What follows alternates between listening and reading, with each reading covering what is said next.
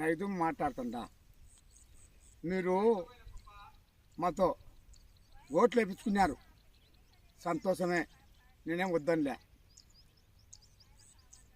ఓట్లు వేసుకొని వ్యవసాయము పాడి పంటలు ఒక రైతును కూలగొడుతున్నావు.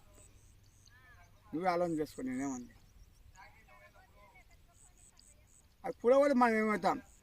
రైతు కష్టపడే రైతును బాగా పాడి పంటలు గట్టి కష్టపడే రైతును పైకి రాకుండా అన్యాయం తెచ్చే మన లాస్ట్కు మన ప్రపంచం కానీ మన దేశం కానీ మన స్వతంత్ర దేశం కానీ మన భారతదేశం కానీ మన ప్రజలం కానీ మన పిల్లలు కానీ మన ప్రకృతి కానీ మన పాడి పంటలు కానీ లాస్ట్కి ఏమైతే మీరు ఆలోచన చేయరు. నేను ఉత్తరం చెప్పలే, బాగా పచ్చని గడ్డిలో నిలబడి చెప్తుంటా. ఇప్పుడు నుంటైనా నేను రైతును తప్పు చేసినాను, మీరు ముఖ్యమంత్రి పొరపాటు చేసినావో, రైతు పొరపాటు చేసినారో, ప్రధానమంత్రి పొరపాటు చేసినారు, లీడర్ పొరపాటు చేసినారో, ఉద్యోగస్తులు పొరపాటు చేసినారు, రైతులు పొరపాటు చేసినారో, ఇప్పుడు నుండి జరిగినవి ఎవరిని విమర్శించకుండా మనం ఒకరికొకరు సర్దుకొని చెప్పుకొని కొట్టాడకుండా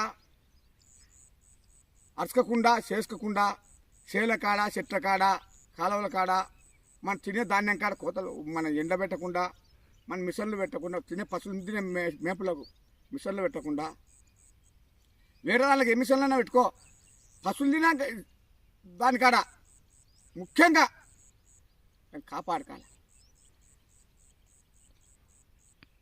గడ్డి మందులు కూడా గినాలకు 24 గంటలు కొడతాం, అదొక్కటి మనం కాపాడుకున్నాం. గడ్డి కోసం అందరం పొలాలు ఒక్కరే 60 ఎకరాలు 70 ఎకరాలు లేకుండా ఒక కుటుంబాన్ని 4 ఎకరాలు 5 ఎకరాలు వేసుకొని బాగా గినాలు నీరు గడ్డి కోసుకొని నీట్గా కలుపు తీసుకొని నీట్గా ఎరువు తోలుకొని నీట్గా ప్రకృతి సంపాదించుకొని బాగా చేసుకొని ఒకరికి అప్పు ఏగదనకుండా ఒక ఉత్తంధాన్యానికి ఉత్తం డబ్బుకు ఆశ చేయకుండా ఒక దౌర్జన్యంకుండా అన్యాయంగా చేయకుండా వాళ్ళకు అందరము స్వచ్ఛంగా న్యాయంగా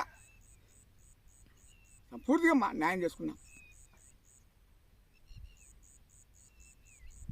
మన ముఖ్యంగా ఒక మహేంద్ర సొప్ప కానీ ఒక నంద్యాల రకం జొన్న కానీ ముఖ్యంగా కోసుకున్నాం, మనుషులతో కోపించుకున్నాం.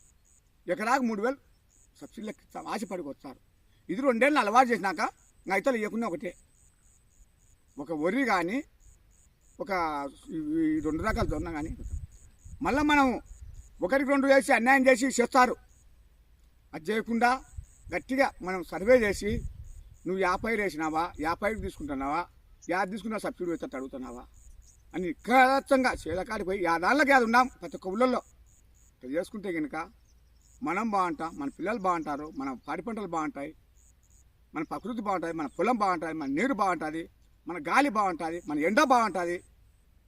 అన్నీ స్వచ్ఛపాటు చేసుకున్నామా?